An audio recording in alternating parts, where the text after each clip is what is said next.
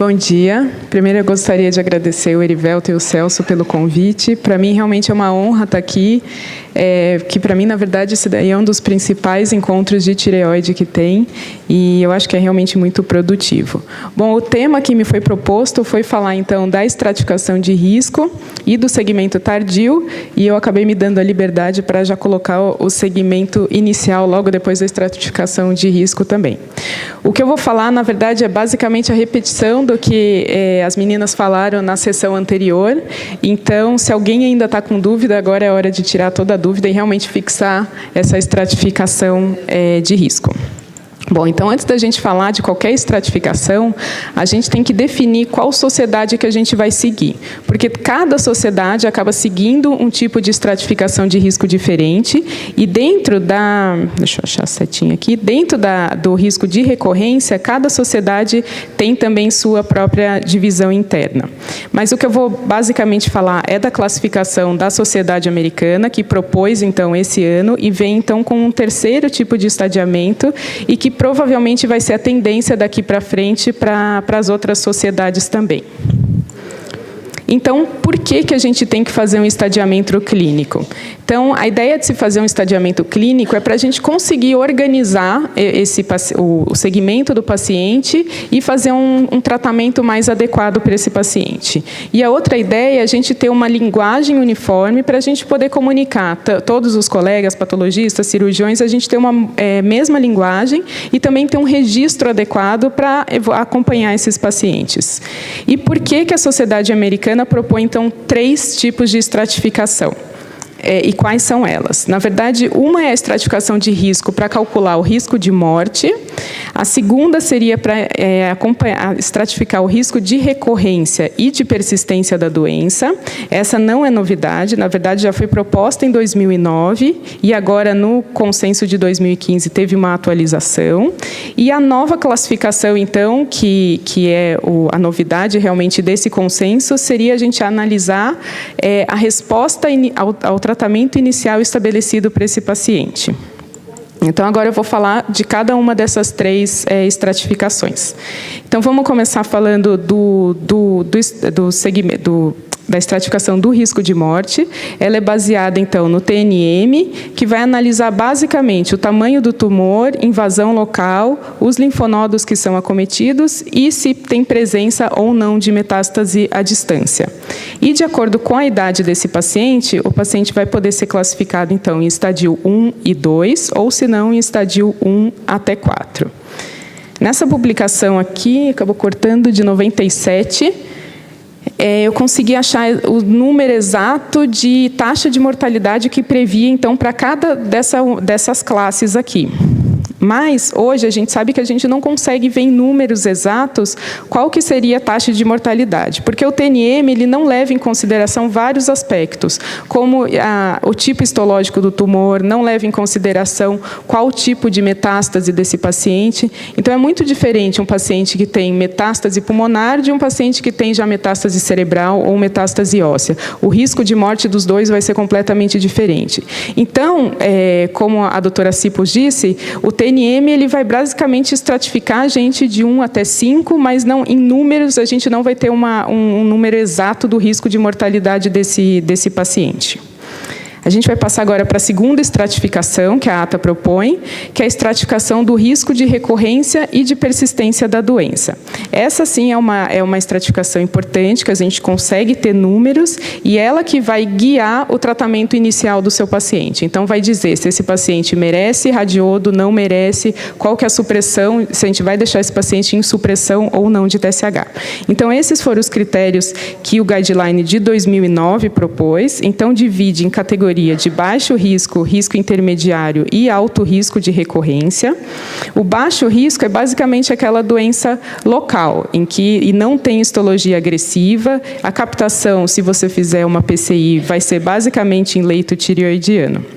O risco intermediário já é aquele tumor que é um pouco mais agressivo, já tem invasão local, principalmente de tecido de partes moles.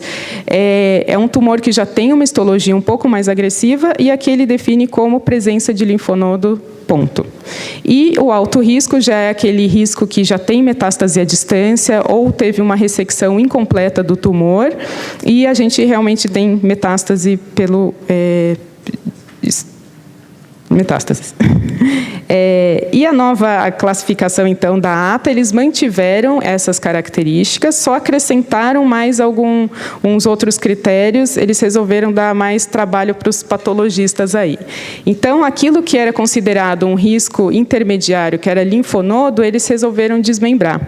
Então, o linfonodo agora pode até entrar no baixo risco, desde que seja em número menor do que 5 e que seja micrometástase, ou seja, menor do que 0,2 essa invasão do linfonodo. Se esse número for maior do que 5 e a invasão menor do que 3 centímetros, esse paciente entra no risco intermediário, e se já for uma metástase maior, que invasão maior do que 3 centímetros, esse paciente é um alto risco. E o carcinoma, outro trabalhinho a mais que eles deram para os patologistas, foi em relação ao carcinoma folicular, que avalia agora aqui invasão vascular. Então, se tiver menor do que 4 focos, ele entra como um baixo risco, e se tiver maior do que 4 focos, esse paciente é considerado um alto risco. Agora, a gente só precisa ver se os patologistas conseguem realmente soltar isso no anátomo patológico final para a gente conseguir classificar esses pacientes. Outro critério que entrou também na ata de 2005 foi a presença da mutação BRAF, tanto em microcarcinomas, mesmo com a mutação BRAF, é considerado um baixo risco, e tumores maiores, mesmo com BRAF, ele entra num risco intermediário. Essa classificação a gente consegue dar o risco em porcentagem. Então, um baixo risco, o risco de recorrência é basicamente 3%, o risco intermediário fica em torno de 18% o risco de recorrência, e o alto risco em torno de 66% o risco de recorrência ou persistência da doença. Só duas observações que eu queria fazer aqui é em relação à tireoglobulina, que ainda, apesar de já ter trabalho mostrando que o valor pós-operatório da tireoglobulina pode, certo grau, dar um pouco de pista em relação ao risco desse paciente, de persistência da doença ou não, mas não entrou nesse guideline ainda. Em relação ao BRAF, que a gente sabe que tem estudo mostrando, comprovando que realmente o BRAF pode ser mais agressivo, e tem estudo mostrando que não, que talvez o BRAF isolado não tenha mais agressividade, talvez só ligado com outro tipo de mutação, como, por exemplo, a mutação do promotor TERT, isso sim poderia estar ligado com mais agressividade. Esses dois ainda são temas discutíveis, que provavelmente no próximo consenso pode ser que entre também em uma dessas estratificações.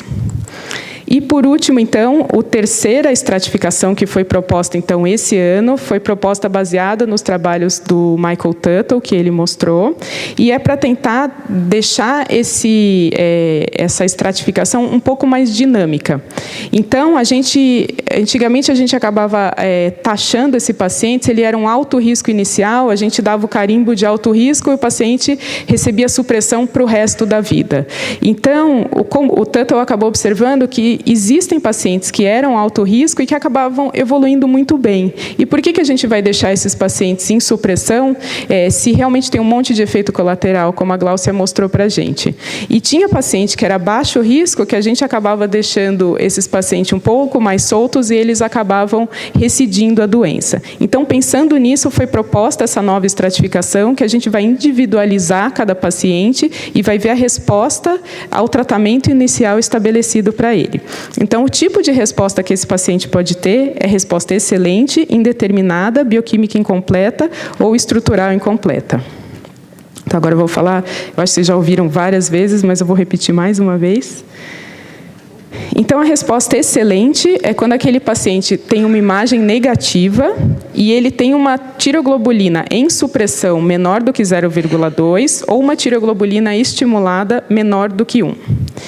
A gente só tem que tomar cuidado com duas coisinhas nesses pacientes com resposta excelente, que são aqueles tumores que já são bem diferenciados e que são pobres produtores de tireoglobulina. Então, sempre ter certeza que esse paciente não olhar só a tireoglobulina, mas olhar a imagem junto, ter certeza que a imagem está negativa e que essa tireoglobulina, de fato, é negativa e não se trata de um tumor que é pobre produtor de tireoglobulina.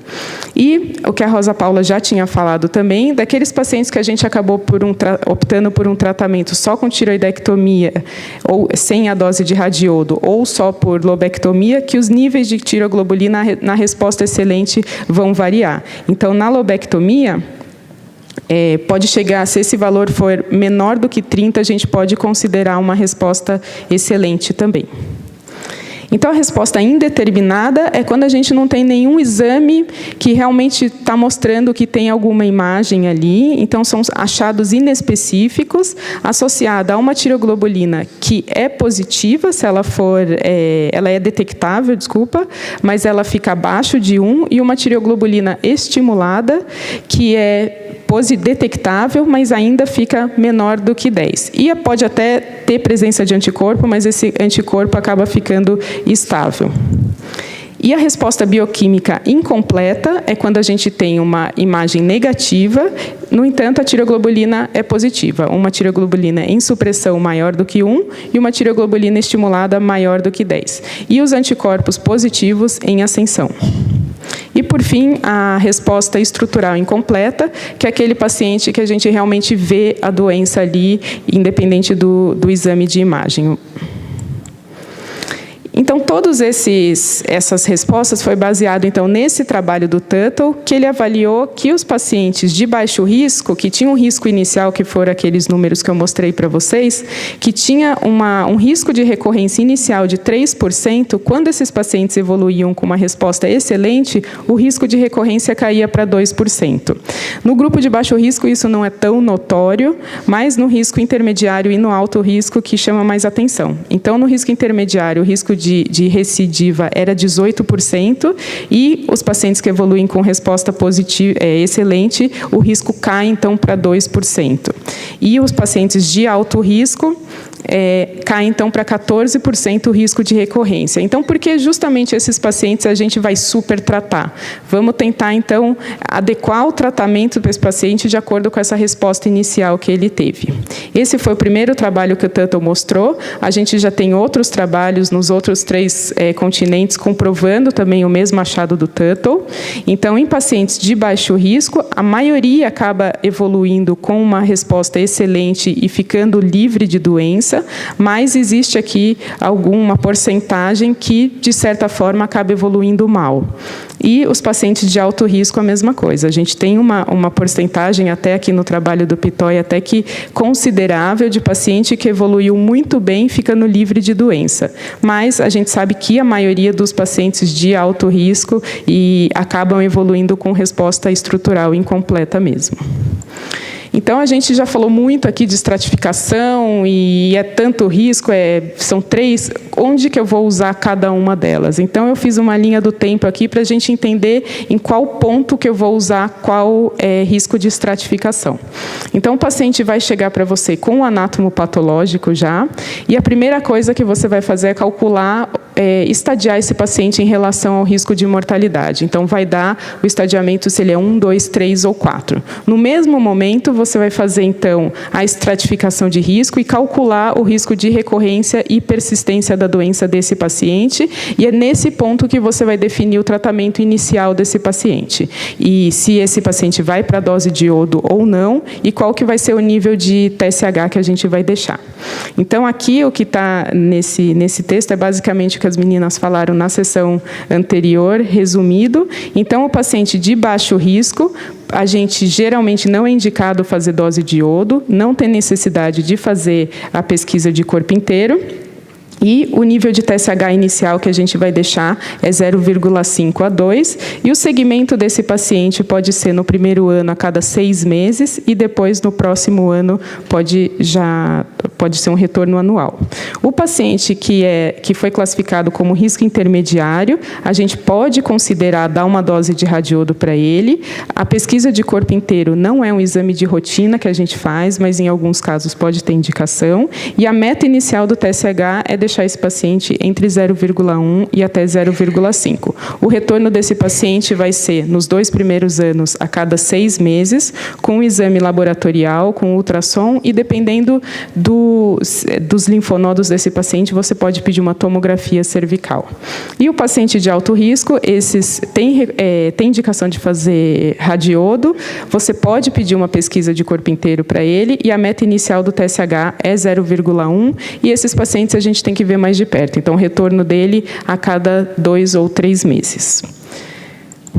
Passando, então, 1 ou 2 anos a gente vai avaliar, então, a resposta desse paciente ao tratamento que a gente estabeleceu. Para a gente avaliar a resposta, a gente precisa de alguns exames. Então, o paciente que era considerado baixo risco, somente um ultrassom cervical e uma tireoglobulina, como a Rosa Paula falou, ou em vigência de levotiroxina, ou a estimulada, também uma das duas, vai poder dar resposta para a gente. E os pacientes que eram risco intermediário e alto risco, provavelmente a gente vai precisar um pouco mais de exame para conseguir avaliar a resposta dele, e aí vai depender do tipo de metástase que esse paciente tinha, aí tem que realmente individualizar e direcionar os exames. Continuando aqui a linha, agora eu vou precisar muito da concentração de vocês, que agora a gente vai ficar ligando pontinhos aqui. Então, os pacientes que eram baixo risco inicial e risco intermediário, depois de 2 anos de tratamento, aqueles que evoluíram com resposta excelente e resposta indeterminada, a gente vai manter, então, o TSH desse paciente entre 0,5 e 2, a gente vai dosar a tireoglobulina dele em vigência de levotiroxina, inicialmente a cada 6 meses, e depois pode espaçar um pouco mais, se esse paciente for mantendo a resposta excelente. O ultrassom dele pode manter também inicialmente a cada 9 meses e depois podendo ser anual. E esse paciente, se estiver indo bem, a gente pode ver anualmente, e depois do 5º ano a gente pode espaçar, deixar a cada 2 anos. Não tem indicação de ficar fazendo PCI todo ano para esse paciente. Continuando aqui, o paciente que era, então, baixo risco e risco intermediário, que evolui com resposta bioquímica incompleta, esse paciente a gente vai, então, mudar o alvo do TSH dele, vai deixar entre 0,1 e 0,5 e vai investigar para realmente verificar se é só a tireoglobulina que alterou ali, se realmente não tem nenhuma lesão. E, por fim, o paciente que evolui com resposta estrutural incompleta, esse paciente a gente vai tratar, vai ver porque, onde que está essa lesão, vai tratar, e aí a meta dele vai mudar. Então, o TSH deve ser em supressão, e aqui, mais uma vez, a gente vai escolher qual o exame que tem indicação, dependendo do tipo de metástase que esse paciente apresentar. E o paciente que inicialmente foi classificado como alto risco e evolui como resposta excelente e resposta indeterminada, esse paciente que antigamente a gente deixava para o resto da vida em supressão. E agora a gente vai mudar. Então, agora, a gente vai deixar esse paciente com TSH entre 0,1 e 0,5 e acompanhar ele por mais ou menos 5 anos. A gente deixa esse TSH um pouco mais solto para tentar ver como que a tireoglobulina dele vai se comportar, para ver se essa tireoglobulina vai flutuar ou não, ou se ela mantém em supressão. 5 anos depois, se esse paciente mantiver a resposta excelente ou indeterminada, a gente pode elevar, então, o nível do TSH, deixar entre 0,1 e 0,5.